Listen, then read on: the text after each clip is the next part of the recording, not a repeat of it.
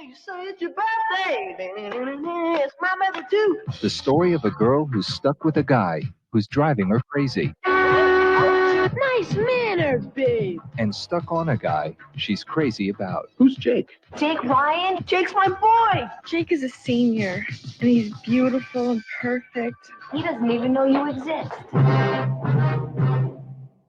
He smiles at me and I don't say anything.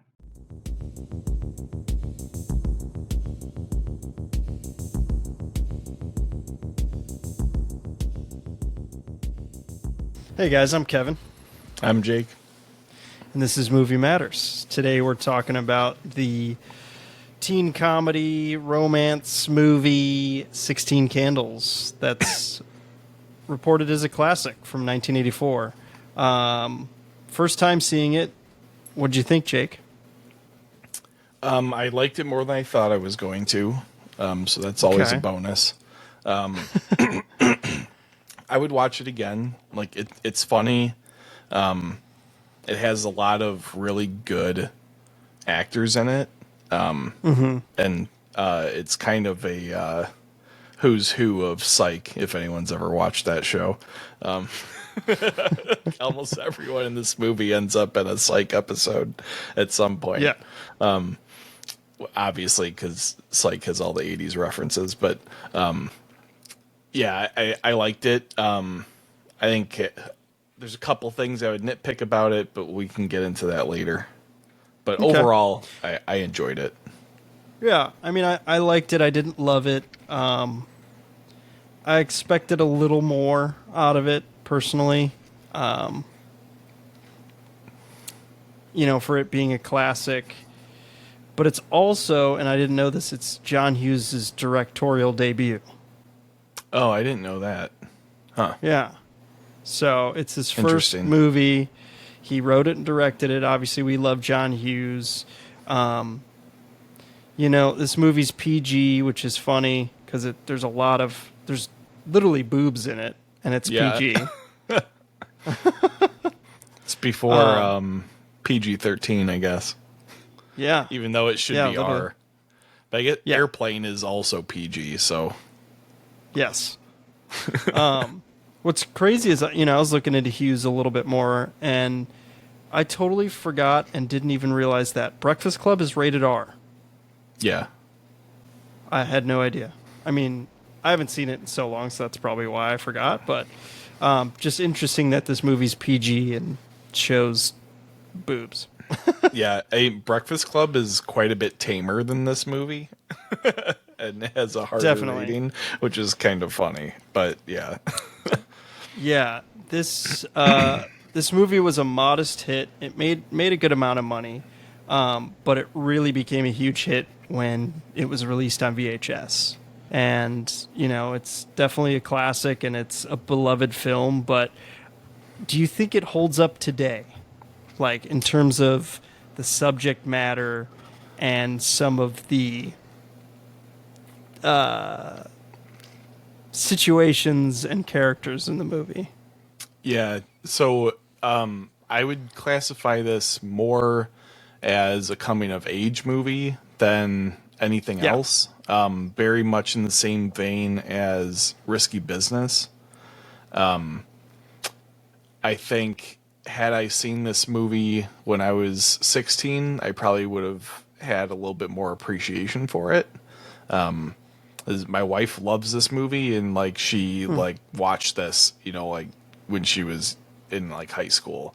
Yeah. So she has a very nostalgic kind of tie to this movie. I don't. But yeah, there's quite a bit about this that is Dated. politically incorrect, and yeah, some would say dated. It is. It's up there as definitely one of our top 3 most 80s movies that we've watched. I feel like. Wow. Okay. From the music for sure is super 80s. It's very, very John Hughes music. the style is very 80s. The cars are all very 80s. But yeah, I mean, there's a lot in this that's would be frowned upon had it been made today. Yeah. Not that it particularly bothers me, but I'm sure a lot of people would watch this movie and be somewhat horrified. Yeah. But I mean, it's comedy, and everyone's very sensitive to certain types of comedy this day and age, unfortunately. Like you said, you got to be politically correct. Obviously the big one is Long Duck Dong, the Asian stereotype in this movie. And his name is like Getty Watanabe, and he's funny in the movie. Yeah. But like very stereotypical, and like they have a gong when they say his name, and just him jumping out of a tree yelling "Banzai," and he's funny in it. Don't get me wrong, but like he is definitely a stereotype, and it's not portrayed very appropriately in the movie, I'd say. Yeah. But it was a different time. It was the 80s, and people weren't as sensitive as they are now, and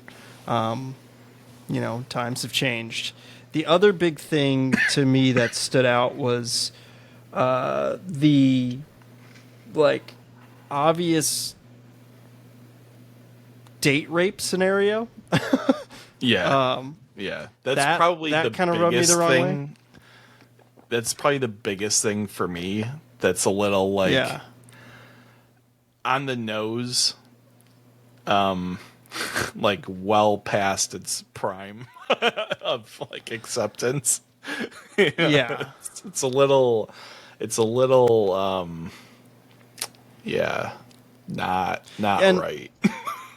Yeah, and I mean, I don't want to say date rape wasn't a thing back then, but it wasn't like obviously publicized and like out there as it is now. Unfortunately, obviously that it's a thing.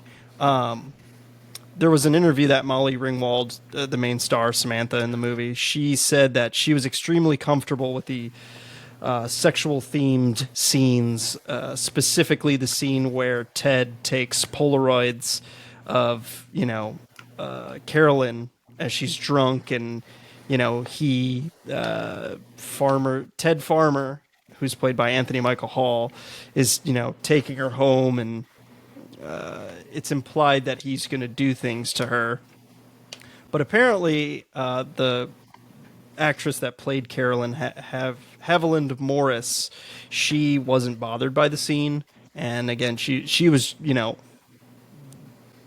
thought it was all in the comedy, which I get it, and it's weird because I was confused because like do they have sex? And they say they kind of did. Like it. It doesn't seem like it. So yeah, I mean, I don't know. It's one of those things where like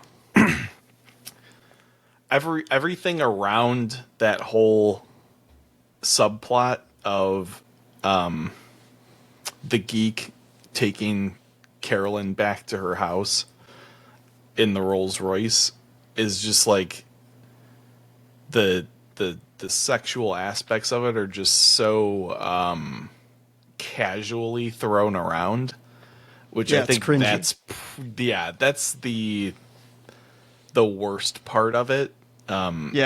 Is nothing really explicit ever happens. No. So it's not like it's actually depicting anything particularly bad. But it's just a lot of like, cringy implications. Yes, exactly.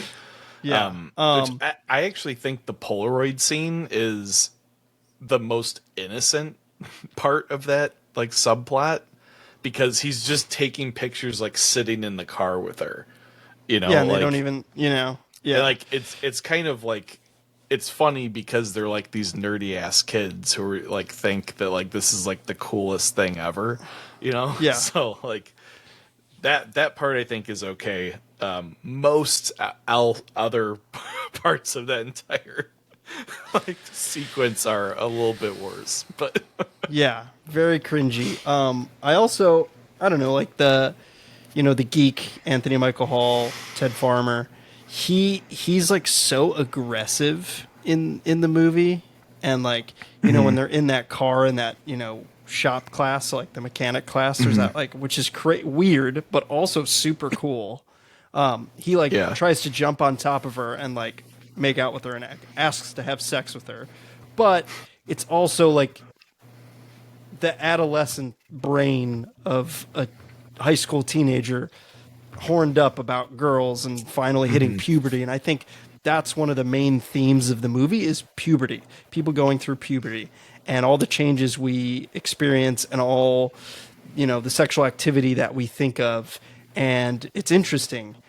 And I think they do a good job depicting that. I think Hughes does a good job depicting that. And it's told through a female perspective, which is also interesting. I think too a lot of the movie is depicting the like social awkwardness of being a teenager with Yes. all of those emotions. Yeah. And like you can tell that like after each like horrible like advance that he makes, he's kind of like, oh god, I just like fucked up, like and then like he tries to recover in like this very like overcompensating kind of way like each time. And yeah, but I mean I think that's a good analysis of it, especially that like this entire movie is very much told through a female perspective, which is interesting, especially for me because this is probably like the third movie that I've watched that has like any kind of like one romantic bent or like female forward kind of narrative. But Yeah, like, it's not very male centric for sure. yeah, and like it's all the men are kind of depicted in a goofy and like kind of like not your typical like macho kind of way that the 80s is known for. They're all kind of flawed characters in different ways. Yeah, it's an interesting point now that I look back on it. Yeah, for sure. They're not, they're trying to play cool, but it's not like they're the cool crowd. Right. The geek and his friends, which shout out to John Cusack as one of the nerds, which is cool. It's one of his, first roles, and he's great in it.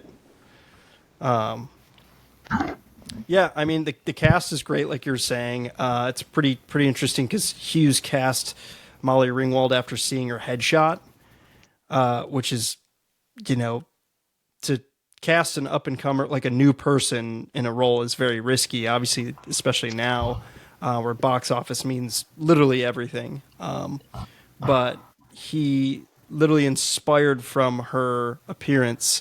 He put a picture of her, that headshot above his desk and wrote the film in a weekend, which is crazy just thinking of her in mind.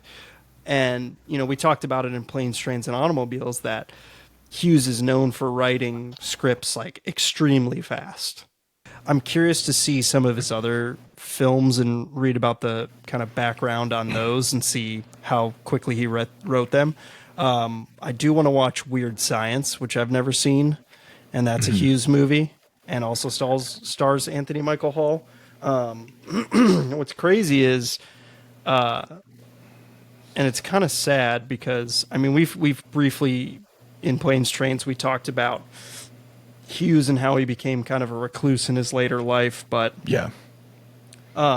In the early mid 80s, Hughes was at the height of his career, and him Anthony Michael Hall and Molly Ringwald were a clique. Basically, they were just like a tight group, which is kind of weird because they were 15 when they made this movie, and Hughes was in his 30s, which is kind of weird and kind of creepy.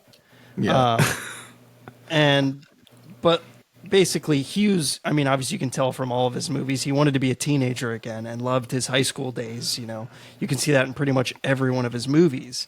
And, you know, Anthony Michael Hall and Molly Ringwald really, you know, genuinely liked Hughes. So they thought of him as kind of like a crazy older brother. And they would go to like parties because, you know, he was a huge Hollywood player. And, you know, this movie kind of brought them to the top of the A-list. And, you know, he wanted them to be in his other movies. And, you know, they're both in Breakfast Club. Yep. And then when Hughes wanted to make Pretty in Pink, he wanted Anthony Michael Hall to be Ducky. And Ducky went to, what is it, John Cryer, I believe his name is. And from 2.5 Men? yeah. And because he rejected that, and then he pitched Ferris Bueller to them and Some Kind of Wonderful, and Hall and Ringwald were kind of just climbing the ranks and they're like, we want to go do our own thing, and they rejected him. It all like stopped everything. They put a stop to it, and the trio like broke up from what I was reading. And after that, they like didn't really speak to Hughes again. And Hughes was pissed, and he stopped making teen movies because of this. And that's when he started making Home Alone and Uncle Buck, and which Home Alone was, you know, one of the most successful comedies ever made at the time, which is crazy. But many felt the magic was gone in his teen movies because Hall and Ringwald weren't there. And they thought he kind of died out with that, which is super interesting and kind of sad, but also weird. Yeah. The being so dependent on two kids to like fuel your movies is a little strange. Yeah, and fuel your like passion and like glory days for being in high school. Kind of weird. Yeah, like I said, they were 15, so they were super young, which is crazy. Michael Schofling, who plays Jake, was 23 at the time, and then Haviland Morris, who plays Carolyn, was 24. Getty Watanabe, was 28 when he made it. Yeah. And it's funny. Like, they all look pretty young, but like you can tell like they're older. Like, especially when Jake is in the gym, like doing pull-ups with this massive dude next to him that looks like he's fucking 30. It's just interesting. Yeah, I knowing that and knowing Hughes's background and everything, I don't know, it kind of affects the movies a little bit for me, which is sad. In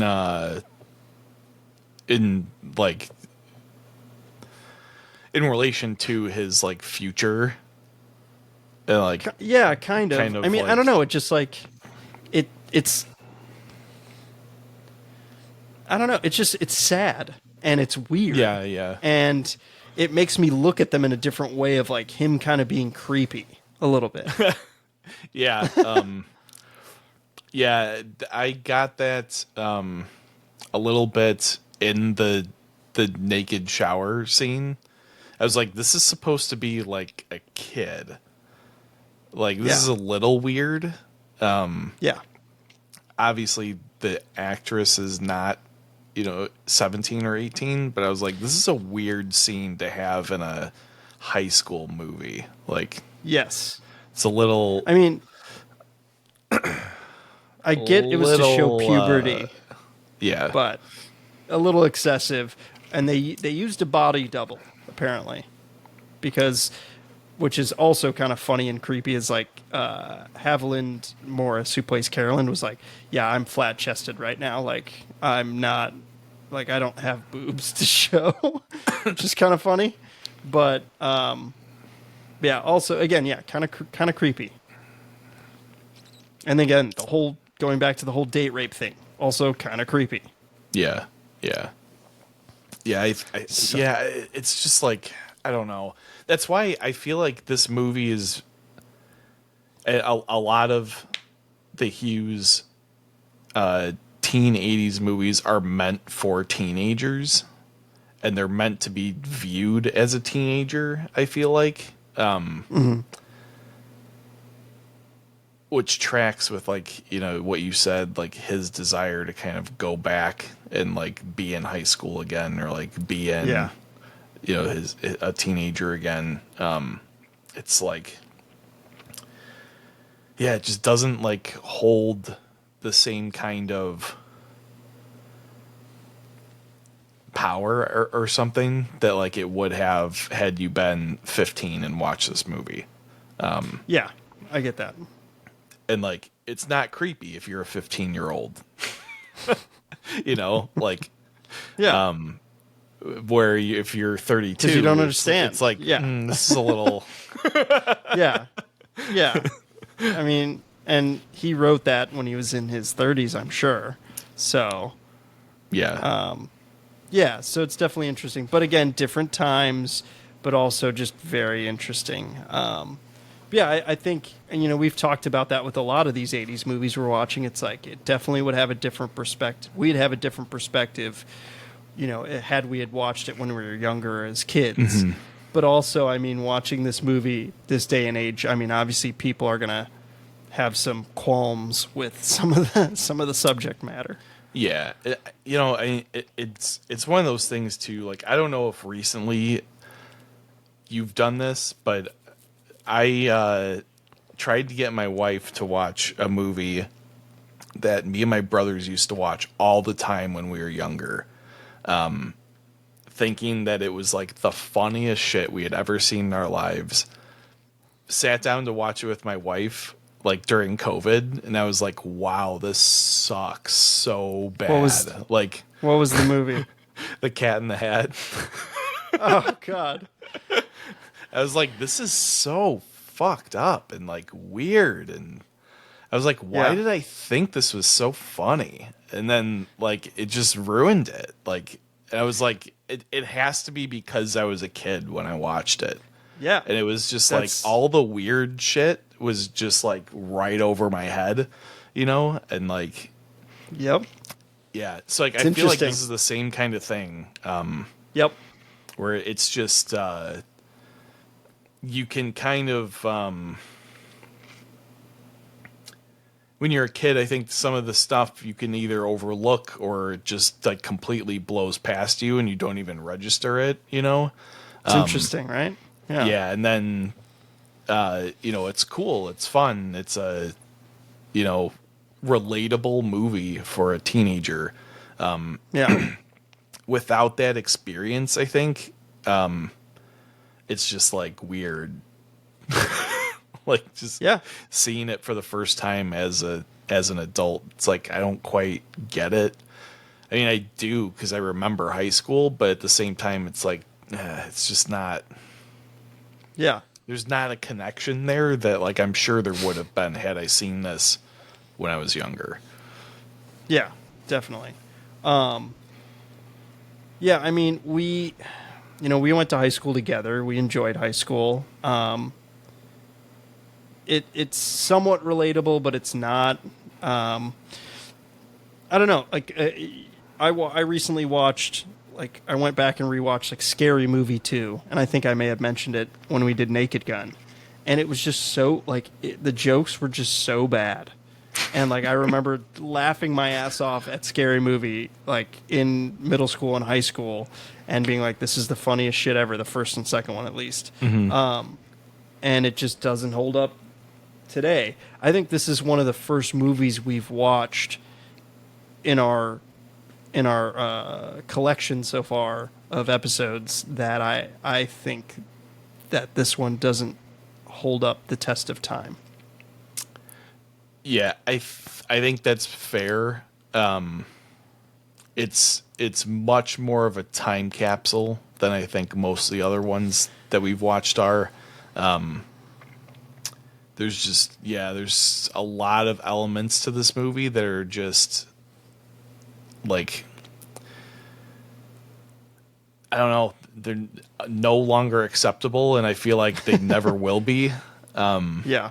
So it just makes it hard to, like, even if you don't care at all about,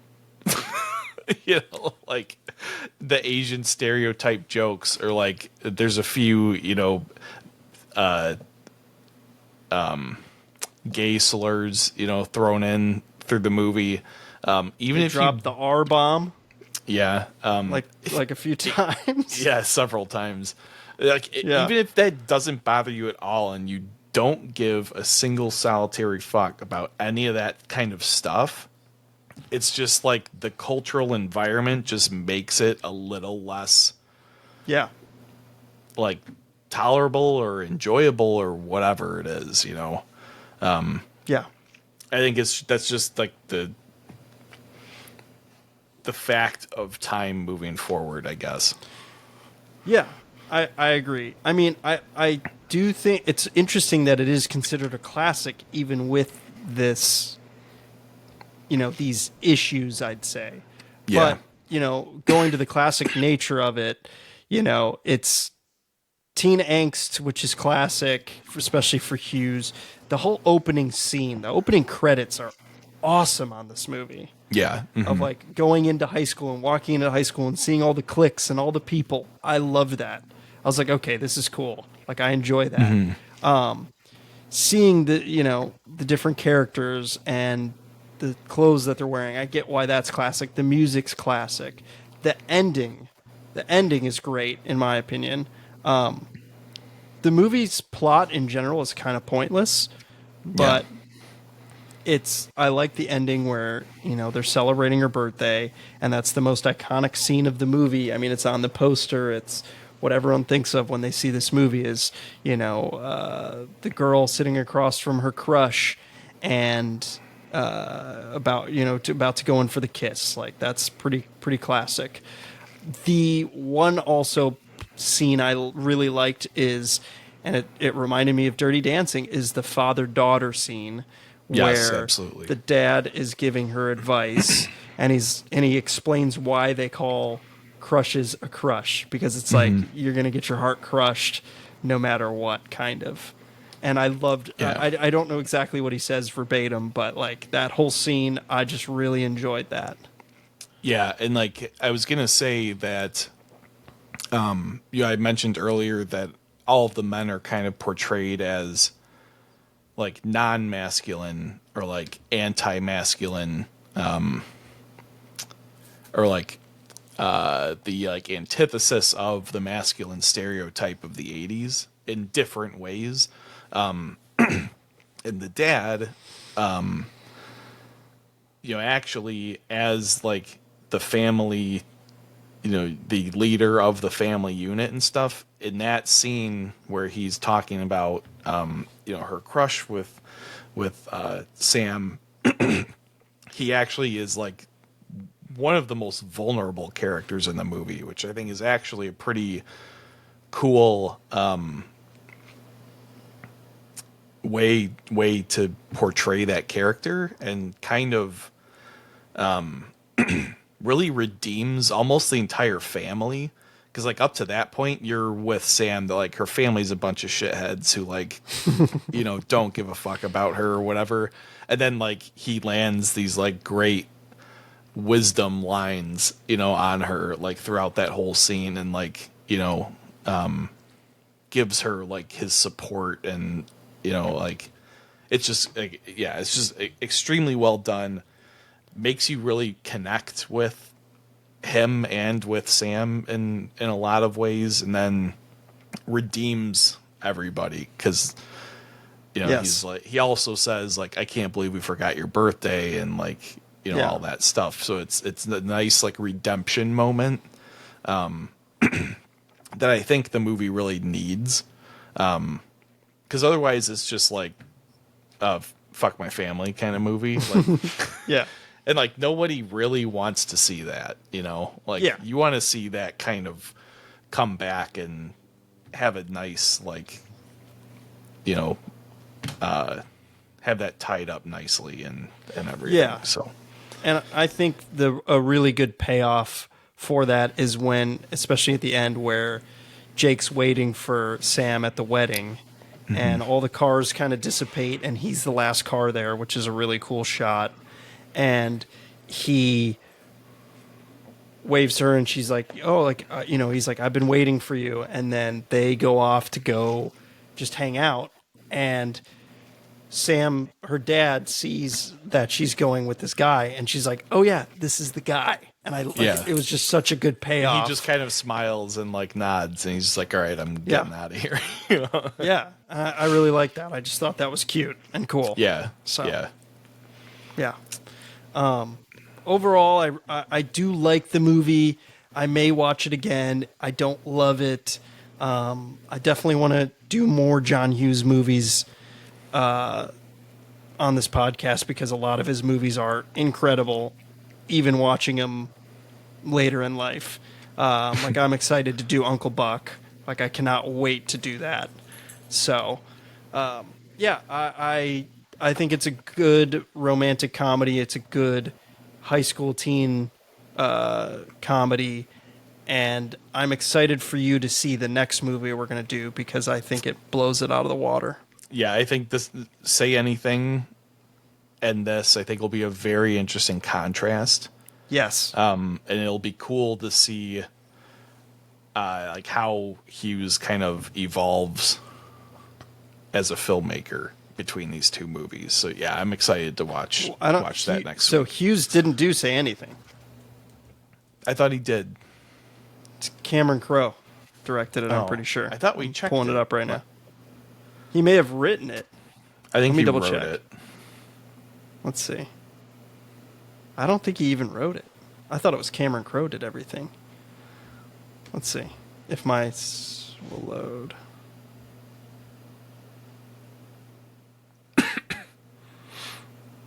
It's loading on me. Jesus. Could have sworn that we already checked this. It's taking forever to load. I don't know if yours is going to pull up. It's probably my network.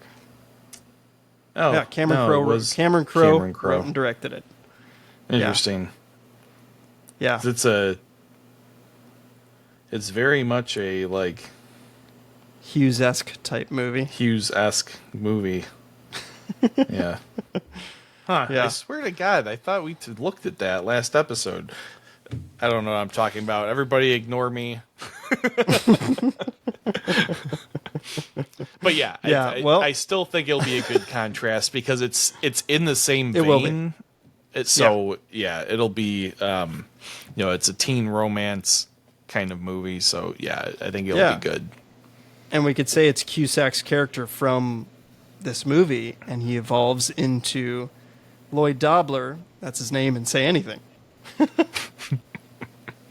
So I'm looking forward to that one. I'd be curious to hear what other people think about this movie and its datedness. Let us know what you think. Yeah. All right. Well, thanks for listening, and we'll catch you guys next week. Yep. See ya.